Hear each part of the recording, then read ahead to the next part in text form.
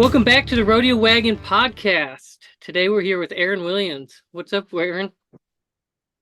Hey, how we doing, man? Good to see you. Good to talk to you again.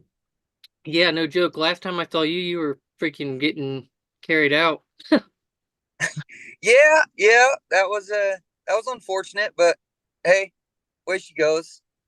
Um, Man, that was go through that whole injury again because that's been a minute. I was on the other side, so I was on the right-handed delivery. You were on the left. You rode Right, him. right. You rode him for what, 84, 86, something like that. Man, to be honest with you, I don't even remember what they marked me on him. It it was it was just a nice bull. I was excited to have him. I had seen him the night before at the event in Kalispell with Andrew. Primo got on him over there, Was that and the first bull he got on? it was that big white bull with the red spots that he got on. The I guess, second. I guess he Did you wasn't so big. I'm not sure if it was the did you get first a or the rewrite second. on him? I don't believe so. Okay, so yeah, that was a calf. So the first one Andrew got on at Kalispell freaking bucked. But It he was a got red spots. I remember seeing Primo get on him and he freaking leaped in the air and was that around was the the same left. one. Yeah. Okay, so that was the same bull. I didn't know that.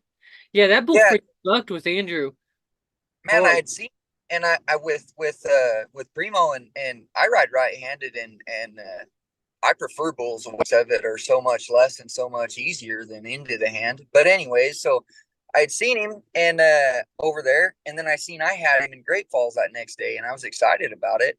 And with me, that mud kind of changed his trip with all that rain. He didn't have the big leap. He was just kicking and round the left, just and then he lunged forward and he set and he hit on that the lead to go away from me. My tail came up from in between my legs and wrapped around the fingers of my riding hand and kind of pulled me down as I went to step away. And then he fell on the back half of my leg and did and dislocated my shoulder. Um, and fortunately the shoulder really wasn't bad. But when they put my shoulder back in place, a piece of bone went up and tore my rotator cuff, if I'm not mistaken. So I had to get that little bit fixed, and at first I was stubborn about it, and I was the outcome of natural healing probably wasn't going to be very good. So I was stubborn and I waited a month after my injury to see how the natural healing process would go before I got surgery. I think And that's easy too. I mean, for most things, you should really want that natural healing. But there's some stuff, especially for what we do, where I mean, heck, I'm even hesitant to who fixes my, shoulders and stuff because if they do it wrong, I've seen a lot of guys that either don't go through Tandy or they don't know what type of surgery they're getting, and it comes undone like the very first, time, and you end up being out a year instead of 6 months. right. And so, that's pretty well where where I'm at with it too. There's not what we do is so unique to the body as far as wear and tear and injuries and endurance. So we got to have somebody who knows that side of our living and that side of our profession to keep us going, to fix us and keep us going. There's a reason that certain athletes across certain sports go to specific doctors. Yeah, for sure. I think Tandy's our guy. one of There the biggest we things go. with the surgeries and stuff and like the doctors is like Tandy understands the sport. He understands what our body needs to be able to do to compete at a high level. The men, there's a lot of different things they can do, but if you take the wrong body part that you need, like if you're, getting a knee surgery and they take it from the hamstring, well, that's gonna like pretty much end a bull riding career, instead of, Right, the patella tendon as an example. right, right. Isn't that isn't it rather funny how as our careers progress as professional bull riders, we become a little bit versed in medical terminology and things of that nature. Yeah, 100%. Because I'm looking at 12 different surgeries from bull riding. So those are separate. Did 12 of them now, and Right. starting to get pretty well versed in the shoulders, especially. I've had 4 shoulders. Right. Phew, 12. That's a bit. My shoulders, like now, so they do what they call ladder J surgery. And so my right one, I've tore my rotator cuff now twice, and I've had 2 ladder J's done, one on my left and one on my right. I guess what happens when you tear your labrum and your bicep tendon after they fix it once, if it doesn't hold, then a lot of times they'll, try to do a ladder J, which will decrease your range. It'd be a career ender for like a baseball Right. player. But for a bull Right. rider, we don't need that range so much. So we need something that will, hold up under the brutal contact that it's about to go through. Right. Right. Exactly. And there's things that you can do to get that range back and so on and so forth. Yeah, like you can still, there's a lot of things. And even without the range, like it's not to the point where it's like changing the way, like you live. Like for the average person, like you can get back to, being normal completely with Right. most things. Exactly.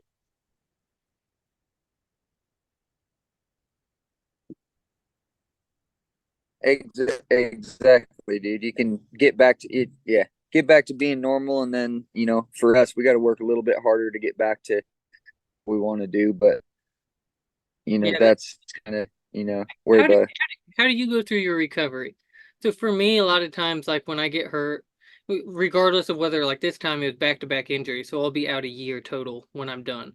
But like, and out my aspect on that end, or what kind what frame of mind are you in on the recovery?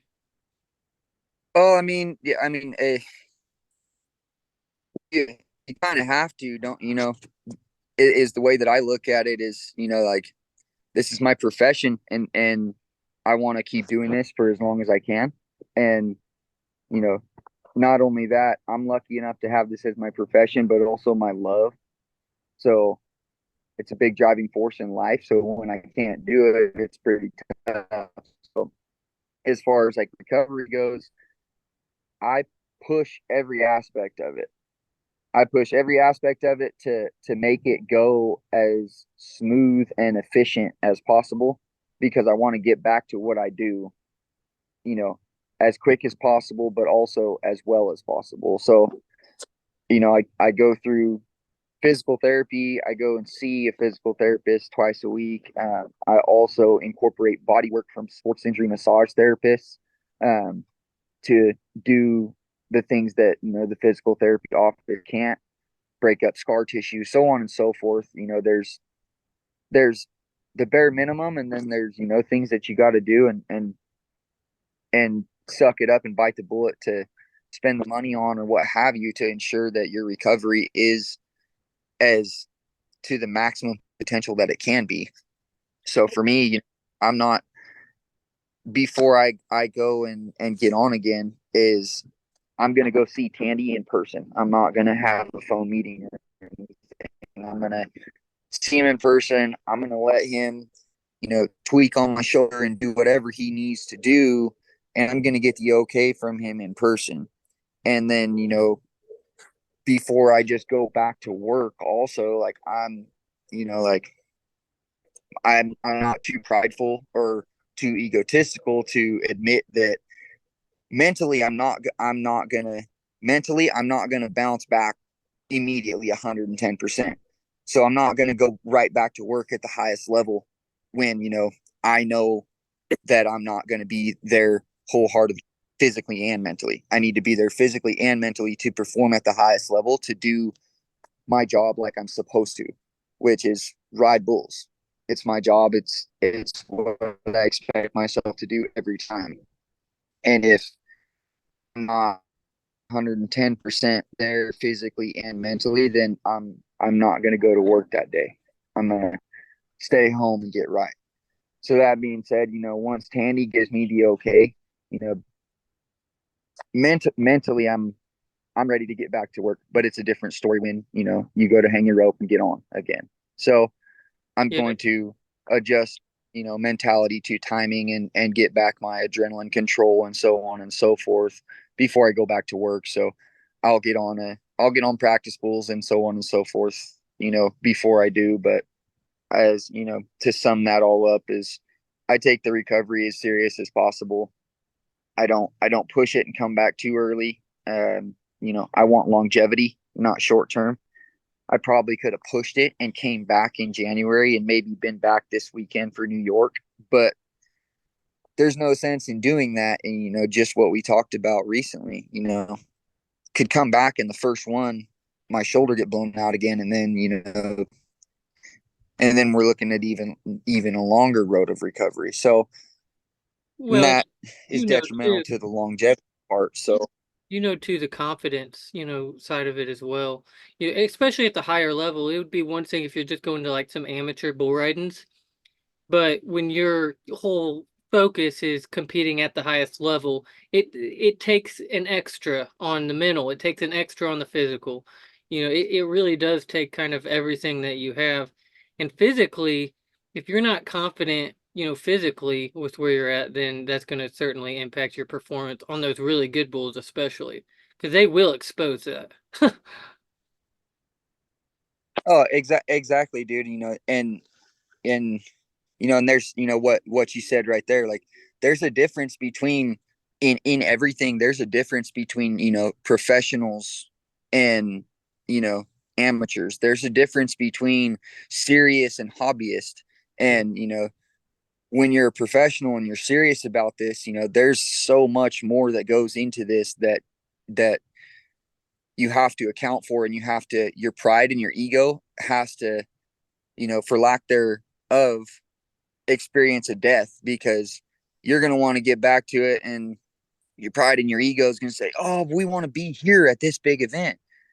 Well, that's got to take a back seat, because you got to look at the reality of that and go, okay, I could go to this one big event this one time.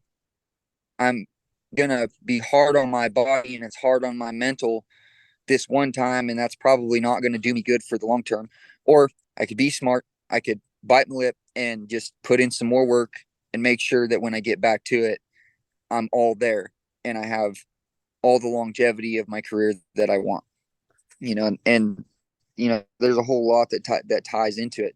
As far as things of that nature go, and also is there's the aspect of like the and so on and so forth. But the fact of it, I like to approach things for the rudimentary facts of everything. And the fact of it is, like, it's still bull riding. It doesn't matter how big the lights, the crowd, the arena, TV, whatever.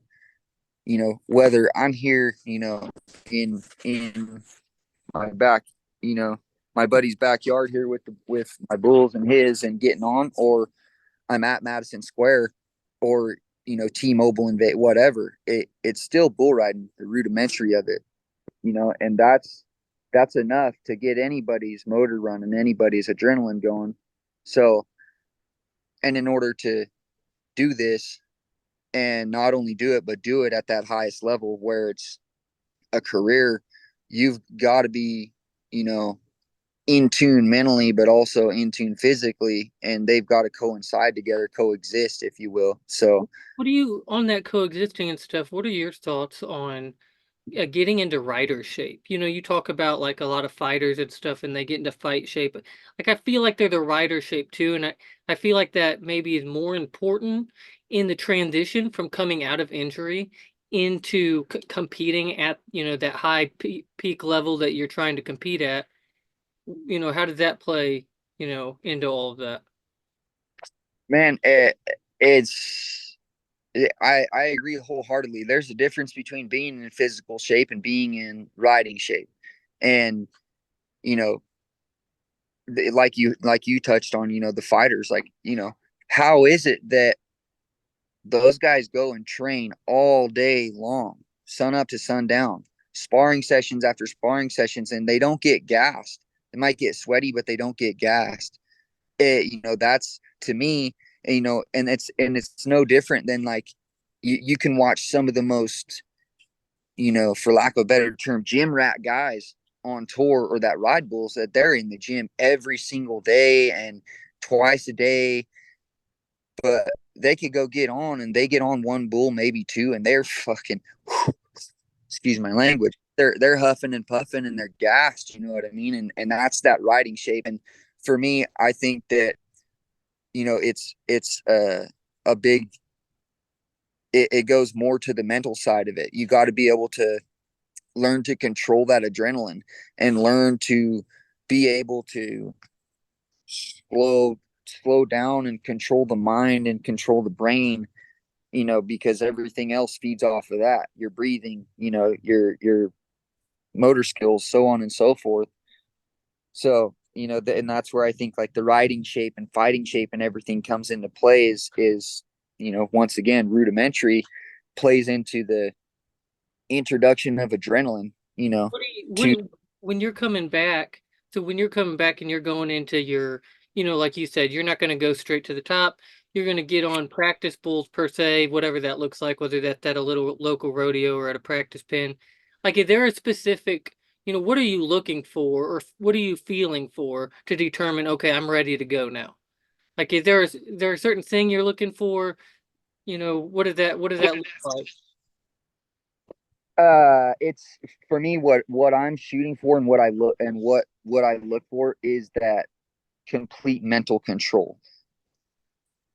You know what I mean, being able to, and I know that you can relate as well as, other athletes can relate also in other sports, is there's a when you're able to control that adrenaline and control the thought process all at once and kind of slow everything down and see it all.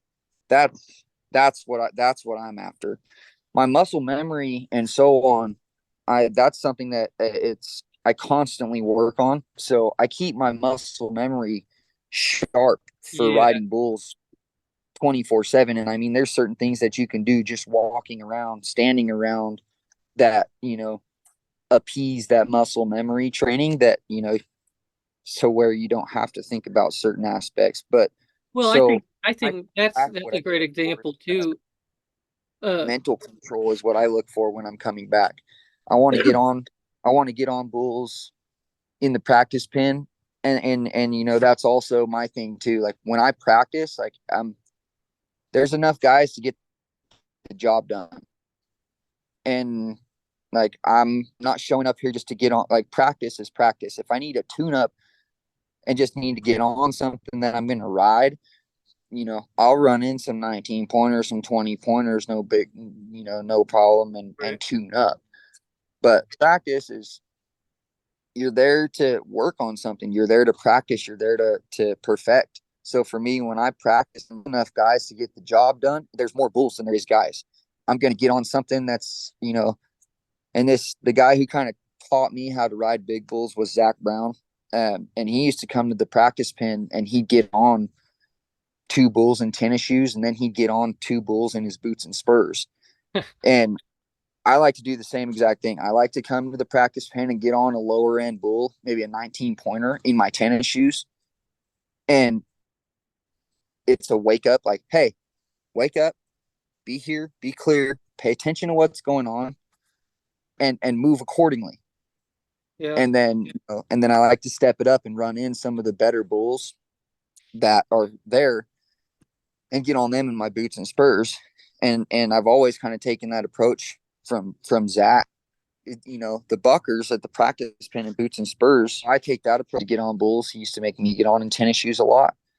And then as I got older, I kind of drew that connection myself, that putting the tennis shoes on kind of makes you snap awake, like, whoa, hey, you got to pay attention. You got to be all there Yeah. with everything. It's, your tools are a little bit lacking. So wake up and ride right. Yeah. And then, I feel like it helps you get your hips under your rope. You oh don't man, hang out quite as much because you know that if you hang too far out there, your feet are gonna kick you in the butt. well, exactly, dude. And like, for me, I'm not a guy that rides bulls. Like I don't reach down and just get big holds of them. Like I ride with my knees in them and my toes turned in, and I like to ride a lot more with my body and use my spurs when needed. For lack thereof, I ride with my body. You use my spurs as a tool to help me when I need. Sure. And so just kind of, and I see that with some guys, to where like they clamp, or they think that like their spurs ride for them, and they're like, they don't ride for you. Your body and your movements and everything has to ride for you. The spurs and everything are there as a tool to help you. So I like to do the tennis shoes because just takes away from the toolbox and makes you ride right. You know what I mean? Yeah, yeah, for sure. Yeah, no, I think the going without the boots and spurs really helps you get that feel, especially if you are coming back. I mean, there's obviously a line there, like you're not getting on a 21, 22 pointer, but there's still a lot of the feels that you get from it. I think one of the biggest things that, like, for me, like, coming back is like getting back into that no thought. Like you were talking about handling adrenaline, and each Right, person does it kind of uniquely, but like when I'm riding at my best, I know exactly what that feels like. It's hard to right, communicate, and each person is different. Some people, like, I get super focused and aggressive, so I'm like hyper body, quiet mind type of a deal. So, some right, people think you can't, if you have a hyper body, then you're gonna have a quiet, or you're gonna have a hyper mind, and I don't. I think you can separate them. Some people are super relaxed, joking. Watch Blue get on. That's different than like me or even Andrew Avidras or so right, me, but each of us kind of know what that feels like, and going into where you get in that process where you're not thinking at all. Um, right, then you start relying, like you said, on you start relying on all of those little things you've been doing every single day to get the drills, down to right, where when you go into that no saw, your body knows what to do. You've done it a million times on the barrel or doing wall drills or whatever. right. And and two, like like you said, there's you can watch some guys before they get on. I think that gives a when you just watch, just watching guys before they get on. I think that gives a big look into guys' mental game. Like, whoa, oh, dropped you there a second, bro. Oh, you're good. But like you said, like I've watched, you know, you before you get on several times, and you sit there and you rock back and forth and you keep moving, but you stay quiet and you don't really talk to nobody. You don't really, you know, Yeah, and it's I not that you're like ignoring people, but you're just like you said, you know, quiet mind. And then you watch guys like Primo, same thing. Zeke, he'll mess around and bounce around and whatnot. And my approach on that, like I used to be kind of the same way, be moving around a bunch and quiet and so on and so forth. And now I find myself relaxed because yeah. it's You've changed a little. like I tell people, go ahead, man. Sorry. No, you've changed a little bit. It's intriguing because this is so personal. I don't know that there's a right or wrong way, but each person, is going to enter a different state when they're at their best. But it is interesting how that can even maybe change throughout a career, even as you kind of mature and change, whether that's a mental thing or whether that's, how that Right. is. I agree. I agree wholeheartedly. And like for me, it was when when I first started to when I first started the pro rodeo and so on and so forth when I was a kid. Uh, I went with, and he's still one of my best friends, Scotty Knapp. I went with Yeah. Scotty, and Scotty is one of the most disciplined people when it comes to like bull riding and things of that nature that it can get. And and he's one of the guys that I molded and adapted, my routines and regimens for recovery and things of that nature from, because Scotty's endured some pretty serious injuries, but he's come back time and time again to compete at the highest level of bull riding and win. And so, but anyways, Scotty, he used to, he's a super laid back guy. He used to always tell me, like I used to be one of those guys that, like you were talking about, I would sit there and quiet and I'd rock back and forth, and there's nothing wrong with it. Like you said, it's everybody's got a different approach to how they do this and how they deal with adrenaline. And I also used to be one of those guys that I wouldn't eat before I'd get on for hours, so on and so forth.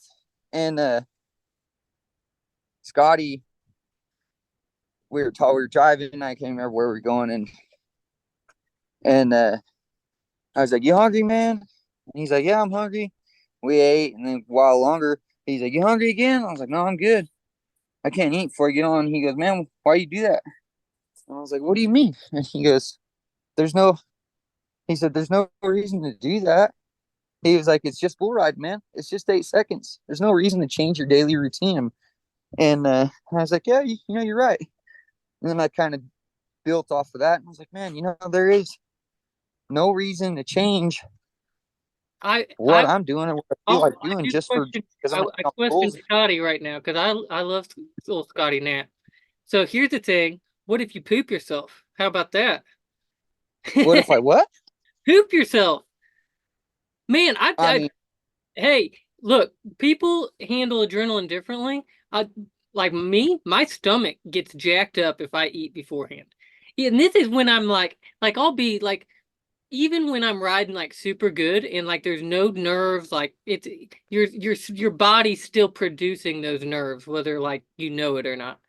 And so mine does it with my stomach. Although I will say this in his defense, if you're gonna not eat before, you need to make sure that you're eating that day at some point to get enough, like carbs or fat in so that you have the energy to perform.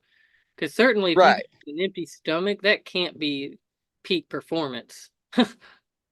Oh no, most definitely not. But I think it's all in how you want to go about it.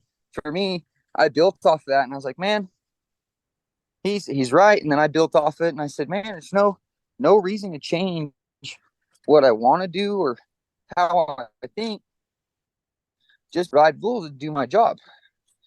You know, Nobody else who goes to a job on a 9 to 5 wakes up that morning and they're like, "Oh man, I got to go clock in. I'm not eating. I'm not having my cup of coffee. I'm not drinking. I'm not eating breakfast today." No, so why should I? You know what I mean? Like I get back. That kind of goes back to the rudimentary side of the way that I approach the game, and so It's only it's it's only a big a deal as you make it. So I'm not going to make it a big deal. I'm not going to change what I do or what I want to do just because I'm going to go to work, and go ride bulls. You can only focus on so many things. You talk about any athlete at the highest level, and the reason they're at that level is because they have the talent, they have the work ethic, but above all else, they have the discipline or just the natural ability to be able to push out distractions. So there's only so many things Right. to focus on. So I do like that the simple, coming from things from a very simplistic point of view, whether that's in your physical approach or your mental approach. If you can stay simple, there's certainly a lot of complex things when you talk about form and drills and stuff. But if you focus so much on, the details instead of sticking, and focusing on the forest, trees, forest type of a deal, like Right. sometimes you really just need to see and step back and look at like, okay, the simplest, way here. Like, how do I move forward? Exactly, dude. What I'm about to say on that, ties into kind of that and what you said earlier, where you're like, like my stomach and you said, your body's producing those nerves whether you know it or not. Most of the time, you're exactly correct. And most of the time, like when those nerves start, human beings, for whatever reason, try to force them down or try to not admit that it's happening rather than, like just acknowledge it. You don't got to live in it. You don't got to dwell in it. Acknowledge it, and then bring yourself to an understanding of the facts of it. You know what I mean? So when you're getting nerved up like that, acknowledge it. Don't say I'm not nervous. Say you're nervous. Say you're scared. Whatever. But discuss that within yourself. Discuss it. Make it make sense. Okay, why am I nervous? What I I've done this before. It's not a big deal. Why am I nervous? Well, and I think You understanding and that kind of go un- ahead, bro. Sorry. even understanding, I think, the consequences of those actions, and actually instead of not, like you said, not addressing it, instead of saying, okay, if I'm nervous because I'm, if we are very realistic with ourselves, with our purpose in life, and with the direction we're going, and we can answer those with confidence, like, hey, this is what I love doing. This is the consequences. I'm willing to face the consequences in order to do what I love. I think at that point your mind has the ability to, you know, perform through, those little distractions like nerves and stuff, because you're more committed to the act than you are, nervous about the outcome. Right, dude. And that's kind of goes back to what I said about like, the details and acknowledgement. Like just acknowledge it. It's a detail though. Like it's not a fact, because if it was a fact, there'd be a lot more of us in the ground than there is. And it's just acknowledge it. It can happen, but it's like I like to say, acknowledge the details, live in the facts. If you It's so complex, like you said, and you can get so lost and so wrapped up in the details and get your mental state so spun up that like everything else just falls back, and you kind of, for lack of a better, forget about it. So like I just go about it that way, and I go about it that way with everything in life, man. Like acknowledge the details, don't live in them, live in the facts, live in the simplicity, because the simplicity is what gets it done. The simplicity across all walks of life has always been what gets it done. And acknowledgement of details is what makes it perfect. So Yeah, I I go about the bull riding and life and everything that way, like think of it this way, man. Like you could I've done this as a kid. You could get off the couch and break your arm. I did it. I was literally laying on the couch before football practice as a kid, went to roll off to get off the couch and just put my arm down and pivoted wrong and broke my wrist.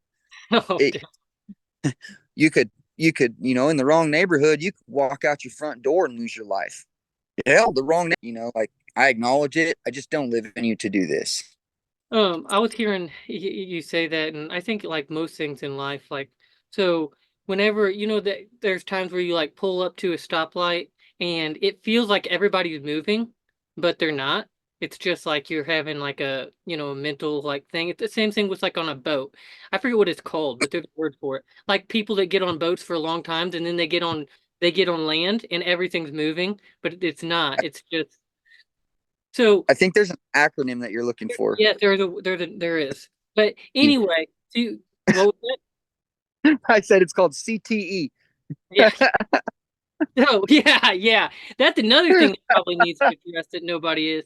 But so anyway, when you get to that point where everything feels like, you're disoriented and everything feels like it's moving, you look for that place that is solid, right? That fixed anchor Right. point. If you're at a stoplight, you don't look at other vehicles. You look at like the stoplight itself or like, a fire hydrant that's just a fixed location. And that helps your brain and your body kind of realign, you know. The And fact that you say that this happens to you when you're coming up to a stoplight, I'm just making a mental note. You are never driving my rig again. hey, it's definitely happened. It's near a stop though. It's not, But I know what you're talking about, though. It happens times when I'm like parked in a parking spot and the car next to me starts moving. Yes, okay, it Starts could be that. That like, what the heck? yeah, but if you're Yeah. parked, you're at a stoplight. That I don't know. I think like even okay, I would tell guys coming up that are riding because we've experienced it. Especially you get to the higher level, And like you get on, you go to your first velocity or you go to your first tour event, and you're like the nerves and stuff can snowball on you, and you can literally feel like just everything is out of control. Your focus is not there. And Oh yeah. being able to know, okay, what is that fixed reference that I need to get my mind on that in order to come out of this so that I can perform effectively. One of the biggest things for me was feel. Like the feeling of just being on a bull and being tapped off on a bull. If I could quiet my mind and focus on that, it seemed to relieve all of the nerves and everything. Because within that moment you're in control, you know. Yeah, exactly. You're in control. Your adrenaline is not rushing to where everything's just a blur and happening fast. And it's it's mental clarity. And like I like to describe it to people, like that feeling you're talking about when everything's just slow and clear and precise and calm. It's the most peaceful time that I have in my life. It literally, like, it's consistent with weightlessness. You Yeah. feel you feel nothing. You're just there experiencing it, and You it's could not a rush blur. You're just there. in there. And then when you attach that to like being on the back of a bull, like there's a feeling of being absolutely tapped off on one. And it's crazy that an animal that size, that you could be on that animal and literally feel as though you're just like attached to him in the most perfectly rhythmic way that you can think.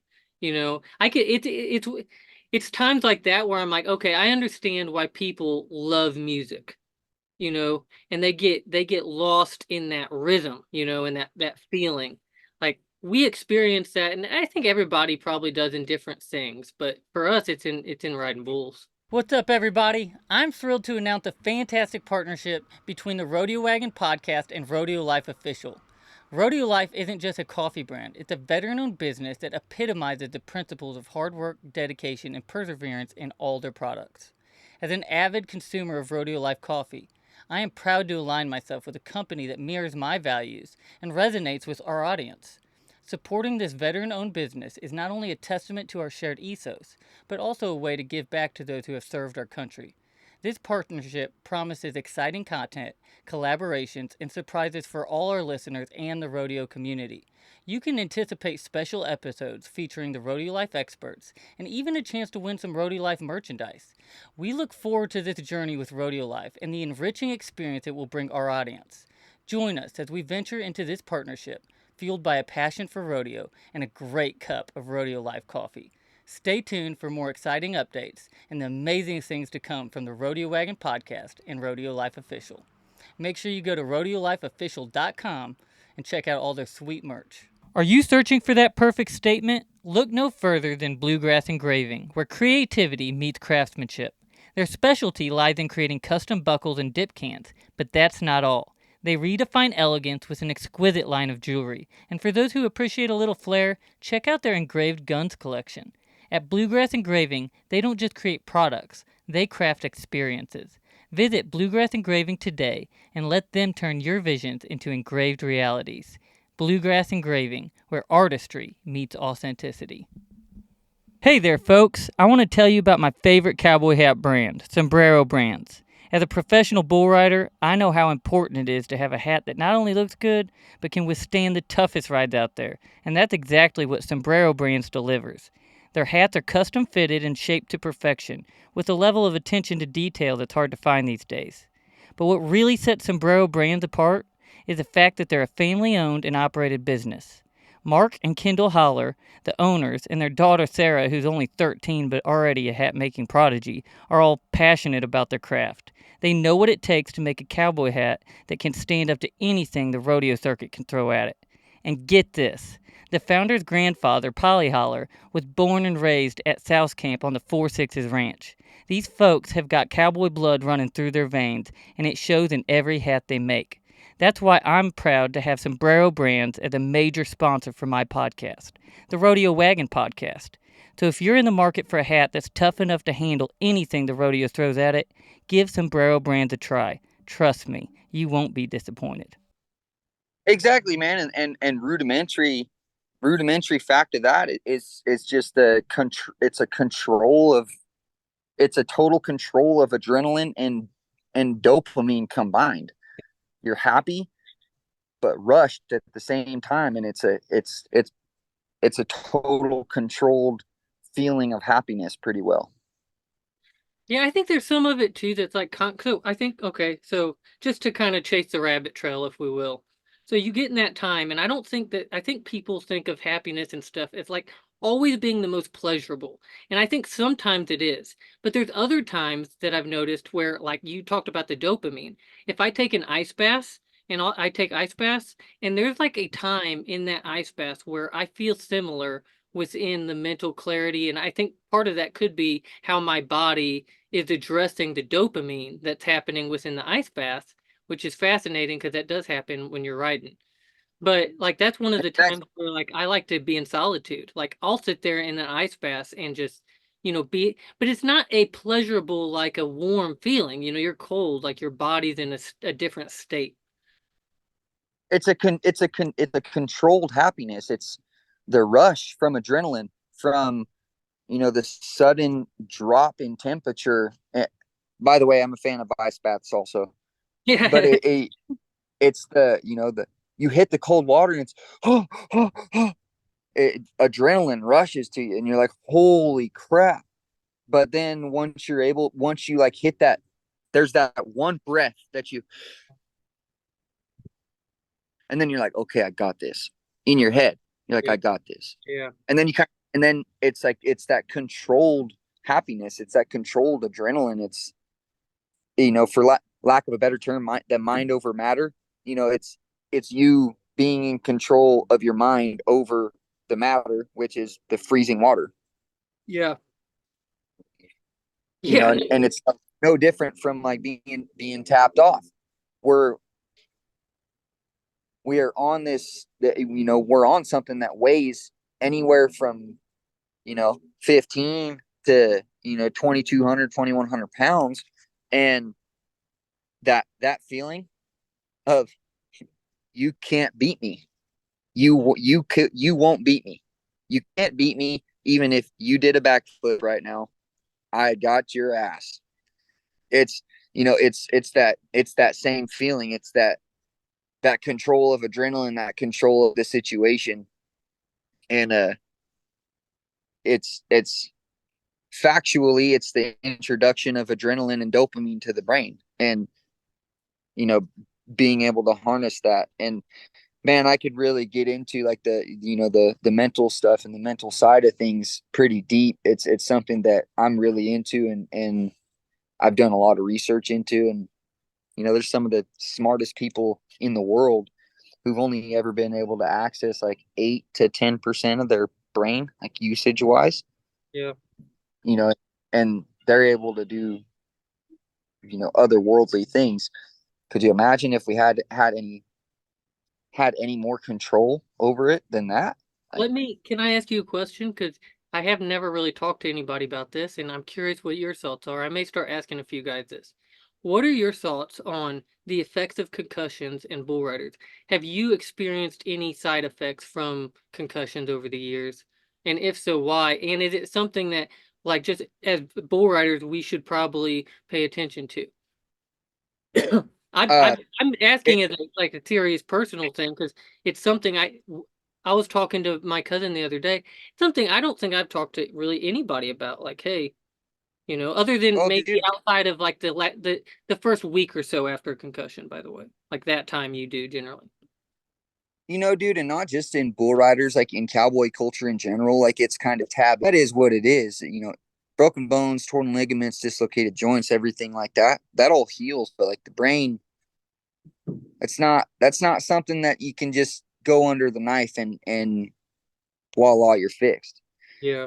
And so I think that it's something that not only in the PBR, in rodeo, needs to be addressed, and not only addressed, it needs to be looked into heavily. Well, I myself, CTE and everything of the sort scares the ever living hell out of me. And especially after God rest his soul, especially after what our friend Posey went through that, like that right there in itself was a big wake up call for me. In the fact that like mental health, you know, literally physical mental health in our sport, not just, oh, mental health, you got to be okay. I'm not talking about that crap. Yeah. I'm talking about actual physical mental health, concussion wise, and so on. Like it's something that needs to be taken more serious.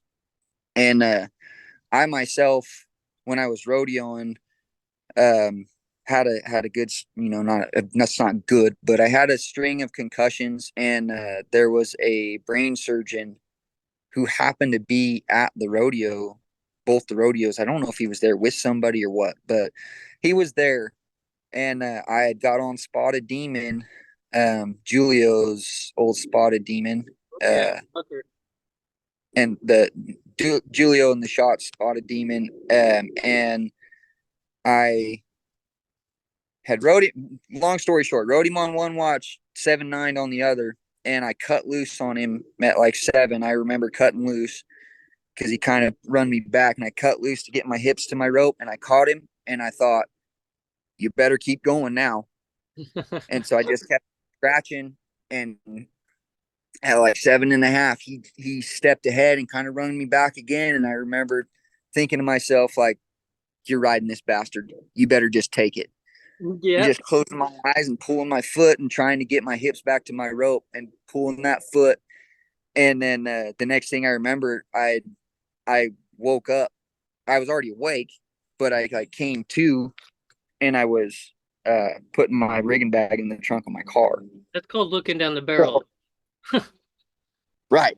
And I put my gear bag in there, and I went to the office, and there was still a secretary in there, and I asked her, I said, hey, did I get marked, and so on and so forth. She said, what's your name? And I told her, and she was like, no, they had you at 8 on one side and 7-9 on the other. And 7-9 was latch side. Oh, dang. Oh, the next day I was in Ellensburg, and it was an afternoon perf. I went over there, rode my bull, and won the long round. And then the Extreme Bulls finale was that night. Um, I was like second in the long round at the Extreme Bulls, and then I got on a big old Canadian bull in the short round, and he was usually just good. Uh, and that night he left out of there and got a good like push and kick off those back of the bucket shoots and kind of popped my chin and raised me up. And then when he hit, he stacked him up, and that big sucker pulled me down. And he didn't hit me in the face; he hit me in the chest with his horn. Bow! Threw me in the air. And that brain surgeon, he came to me that night and was like, "Hey, I saw you at Walla Walla last night. I was there. I saw you take that hit right here. What's your email?" I gave him my email, and he emailed me some like research and some pictures and stuff of brains and so on, and explained to me that the brain is one of the only organs and pieces of the body that doesn't, for lack of a better term, start healing right away. It takes 2 weeks for the brain to even begin the healing process. which is So, which is crazy to think about. I've never got a concussion and then the next weekend did not ride other than one time. Now because like I had excessive blend breeding enough to where I couldn't ride. right. But yeah, And obviously every time you get a concussion, your brain bleeds. right, exactly. And see, like that's something that, like, you paid attention to, and that's not something that I paid attention to up to that point. And so when he told me that, I paid attention to it. And so now every time that I get rocked even a little bit, when my bell gets rung, like I take 2 weeks off, You do. because I don't, man, like I said, CTE it scares the hell out of me. It's one of my worst fears. And it's kind of inevitable that with what we do and the brain trauma that we've How many endured. concussions do you think you've had in your career? Man, I honestly couldn't tell you, and I'm kind of happy that I can't tell you. I don't care to rack those Well, numbers up, but I mean, I think like just when you talk about for the longest time when I first started, I thought you only got a concussion when you got knocked out cold. And so I had like, you so know, did I. I've been we've been I've been knocked out cold over probably 15 times in my career. You probably have too. I don't think, see, like I can count, like, slept cold like that. I can count 5 times. Okay. I'm probably closer to 15. I've had concussions outside of that, but I have. Right. Yes. What's weird is some of the worst concussions I've had were not like I didn't get knocked out at all. Like I got hit last year at the event before the combine. It was at Bangor, Maine, and like that impacted me for a solid week. And see, it's funny you say that. Is one of the worst concussion to date that I've had, and is also why, I'm an advocate for helmets. Because I know all well and good that if I didn't have a helmet on in that instance, my career would have been over, and I more than likely would have been um, in a wheelchair again. I was at Prescott over the 4th of July, and I had gotten on a NFR bull. We went to the finals that year. His name was Diamond Cutter. Danny Reagan owned him, and he was usually good around the right, and he was around the right good, and then about like the 4 or 5 hole, he jumped ahead and started raring around that corner, really throwing his head at me, and he, I for the life of me, I can't remember if I rode him or not, but it doesn't matter because I give him the win on that one. I remember him raring away from me and dropping me in the well a little bit, and me waiting and breaking at the hips over to the front for him to pick me up. And then when I went to shove my hips, he sucked back and arched his backbone and lifted me up off his back, and then brought me down to the outside and threw his head at me, and he hit me right behind the ear with his horn, like the point of his horn. And he hit me, and I remember it was I don't know if you've ever had any perennial nerve uh, damage or injuries. That nerve that runs on the outside of your leg. It's Uh, a common thing for fighters. If like they get kicked, they'll hit that perennial nerve. Well, it just feels like a hot shot hits you, and it's like electric, like zing, and then you just can't feel it, and you can't move. And it was like that. That bull hit me behind the ear with his horn. Bow! And I remember, like, I can still remember, see everything. He cracked me, and it was like somebody hit me in the top of my head with a hot shot, and my whole body zinged, but I couldn't move, and I was limp. And I remember flying through the air and being like, "Holy shit!" And then hitting the ground, and I hit the ground, and I was like, "Move, move." Move, and I couldn't move, and I was just watching that bull turn back, bam, bam, bam, and he kind of faded towards me, and then he faded away, and I saw sports med coming to me, and then about that time, I got like a tingle, and I was able to feel my feet, and I started to move to try to get up, and they're like, "No, don't get up, don't get up," and they checked me out, and it did knock me out, but that affected me for a good week and a half, and I didn't get on any bulls for probably about a month and a half. yep. But that one right there, it that one Open your eyes a little without bit. a helmet, without a helmet, no, would have that would probably been the end of my career right there. Yeah. Man, those helmets, they really do save you. I got stepped on in the temple and it would have killed me. Oh yeah, yep, that'll do it. Stepped on my temple, and then guess what? The next day, I got on again at a PBR because that was an amateur deal. The next day, I got on at a PBR and got KO'd. Was out for like 3 to 5 minutes. Just a long time. Yeah, that is not that's not okay. And like luckily for us now,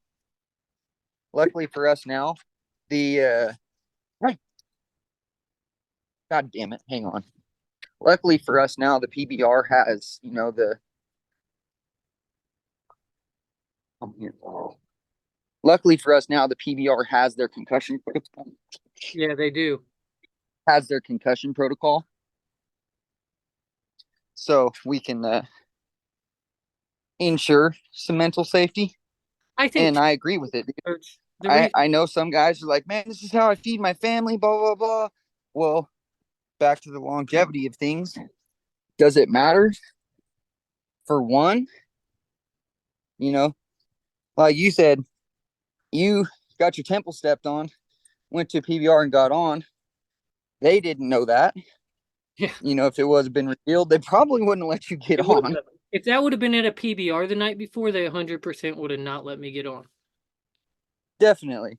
And that's something that I think needs to be taken a lot more serious, Well, man. and here's Like, the and not scary part. The scary part is I don't remember anything from that day. And at that time, like me and Kelly had just gotten married or we were engaged, and I think I drove home too. And that's an issue. Like oh yeah. a lot of this that happens and like our brains can't recall it. And that's the scary part. Like there's parts of those concussions where you don't remember anything. Like I can't tell you how many times I've been knocked out or gotten concussed, and my wife is mad at me because she's trying to get me to come out because she can't go into the locker room, and I'm Right. concussed, and so I don't even. I'm just in freaking la la land, in the locker room, probably talking to buddies about nothing. I remember Dakota getting knocked out Now, last year. Not knocked out. He got a concussion. what happened? And all of us go, you got knocked out, dude. Oh, did I ride him? Yeah, man. Oh, and then another 5 minutes goes by, and what happened? Yeah, That's what we all freaking do, man. yep, Dakota, he came up to me last year at Wichita. He goes, "Where's my bull rope at?" I said, "Dakota, it's right at your feet. Look down." He came back to me a couple minutes later. "Hey, where's my bull rope?" "Probably in your bag where it was 5 minutes ago." Yeah, exactly.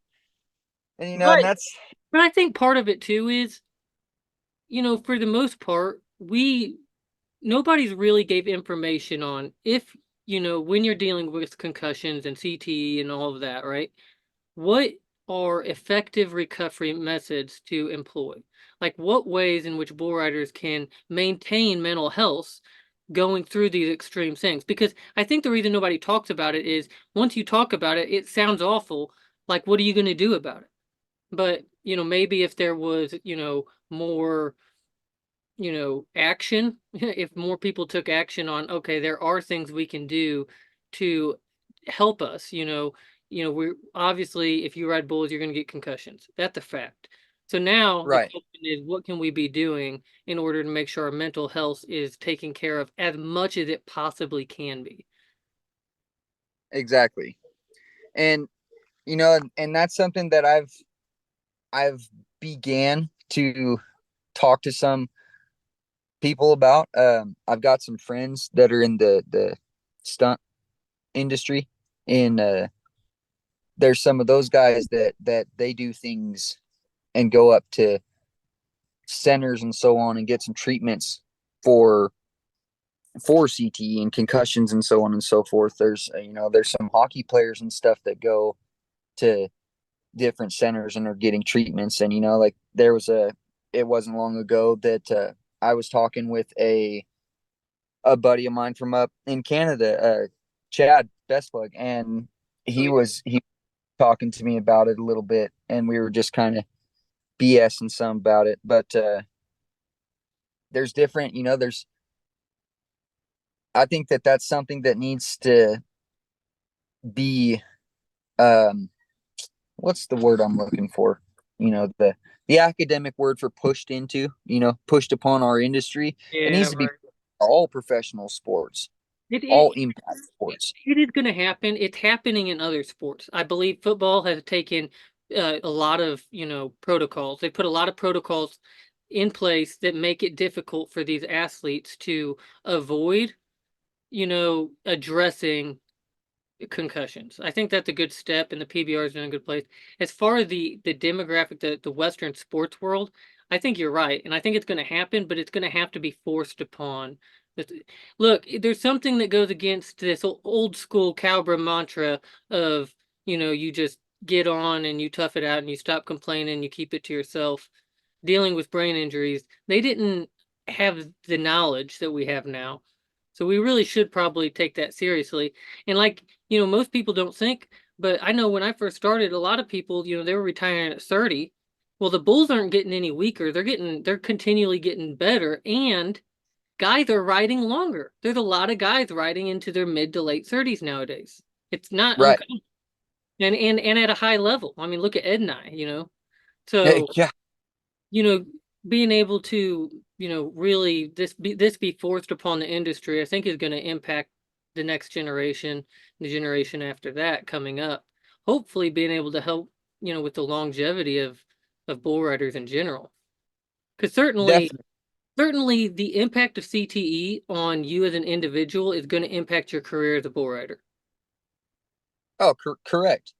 And I mean, and and life goes on after bull riding Yeah. also. So it's going to continue to impact you as a human being, as a person, as a father, as a husband, as a coworker, so on and so forth.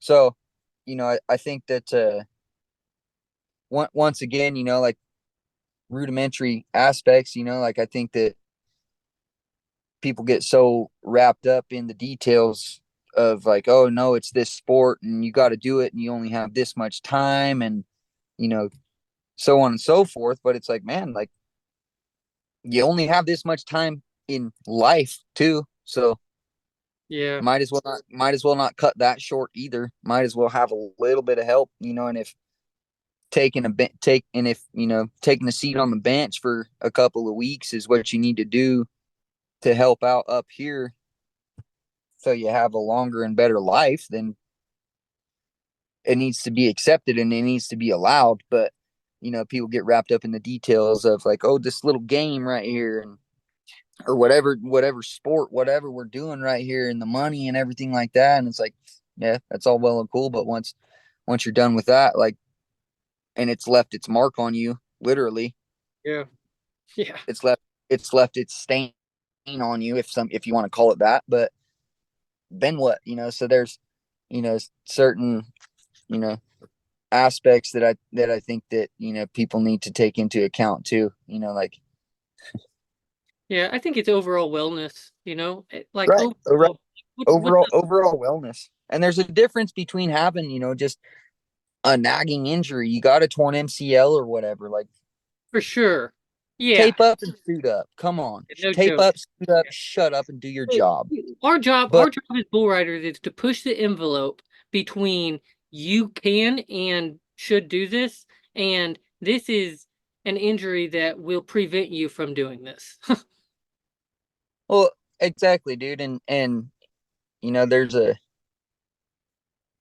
I don't think that like, don't get me wrong, man. If somebody's like, oh, I hurt my knee or I hurt this or whatever, I'm not gonna get on.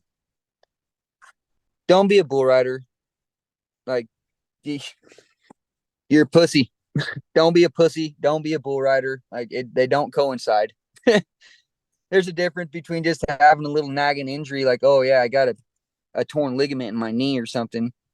Tape up, shut up, and ride. Yeah, But you're never gonna hear me call somebody a pussy or say, oh, you're this or what have you, for making a choice not to get on because they got rocked. yeah. Well, and I'm I think never I am never gonna falter anybody for going, yeah, I got my bell rung. I'm gonna take a break. I'm gonna take some time. yeah, you're I'm right. gonna be like, tell you, smart man. Yeah, But if you're like, oh man, I hurt my I hurt I hurt my big toe, Kyle. I'm not gonna get on. You pussy. Come on. Oh, I broke my hand. I'm not gonna get on. No, you're a pussy and you didn't want to get on, and that's why you're making an excuse now. But there's all kinds of different outlooks on that, man. yeah. I mean, I think at the highest level, certainly, like every single person, if you look at anybody that's competed at that high level, like every single one of them has a unique ability to tolerate pain. And, really the decision comes down to like, what is the impact of tolerating this pain? There's injuries where if you get hurt, like that's the worst it's going to get. Like it's not gonna get any worse. It's gonna like, I broke my fibula and 1 year, and it was just the fibula bone, so it wasn't the tibia, it was the smaller Yeah, one. the non-weight, right? Not non-weight bearing. And so Yeah, for me, like I rode through that. Like it wasn't gonna get any worse yeah, really. Um, it just was gonna hurt, like heck. So then it like, it healed up just fine. That wasn't a big deal. Like you freaking, when I tore my ACL, meniscus, and ACL, like I didn't have any strength in my knee whatsoever. I couldn't ride bulls that were very strong because I didn't have that, to give them. right. But head injuries, it's not cut and dry. It's a difficult deal. Like only you as a person really know where you're at mentally. And it gives us more of a responsibility as individuals to really take into consideration where's my mental state at. And then our buddies. We should probably be pay closer attention to our buddies and where their mental state is. Because Agreed, agreed. I've had concussions impact people differently. several. Exactly, dude. And I'm sorry to cut you off. That was rude. Uh, I've had several contractors, promoters, or what have you get upset with me because I have come to the defense of my buddies or of like there's been a handful of times of random guys that like they're clearly are they got rocked and they're not there, and people are trying to get them to get on another one, and it's like, hey, what the hell are you guys doing? And uh one instance sticks out to me, in just really sticks out and always will. I went up to somebody's house who they do a lot with bulls. They have a lot of people come get on there from a lot of different places, and a guy who I knew of was happenstance to be there, and he was getting on, and he got on one of these people's younger ones that they would run through to get trips on. um Run through this younger bull, and it jerked him down and hit him and stepped on him, and it rocked him. Yeah. He was, how you're talking about, Dakota was like, where's my bull rope? Yeah, got his His guy's chicken rope was hung scattered a on the little bit. fence. Oh yeah, big time. His rope was hung on the fence, and he's walking around just aimlessly walking around the outside of this arena, walking around the back pins and so on and so forth. And he's, where's my rope? Where's my hat? He's like, know where he's at. Well, you guys really can't, like, shouldn't put him on anymore. Even if he wants to, you shouldn't let him. Right. And the guy got mad at me, and he was like, if you're gonna, I don't even remember exactly what he said, but he pretty much told me if I was gonna interfere with him getting outs on his bulls, then I wasn't welcome at his place, which I didn't want to be there in the first place. I just gave a buddy of mine a ride there because he didn't have wheels at the time. They hadn't made it down from Canada yet. Yeah. And but like things like that, people coming up. Well, there's a difference between testing somebody when they need to be tested and just getting outs on your bulls and getting bodies on them.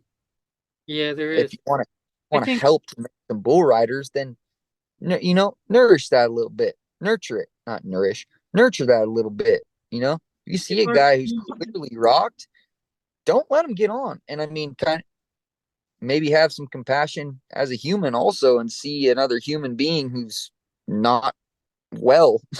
there's a challenge here too, Kind of, with the bull industry, because I don't. So the bull industry gone through a really weird thing in the last year, but now that they're like these bulls are competing for money and there's so much money in the bull industry, I feel like even less of guys that own the bulls really care. For them, a lot of times it is just getting a jockey on. You know, um, and I don't know. That's a whole nother for a discussion. lot of years, It's a I whole nother discussion, but I think it's something worth, especially for the next generation. Like, hey, you know, like how is this all going to work effectively for the betterment of the contestants?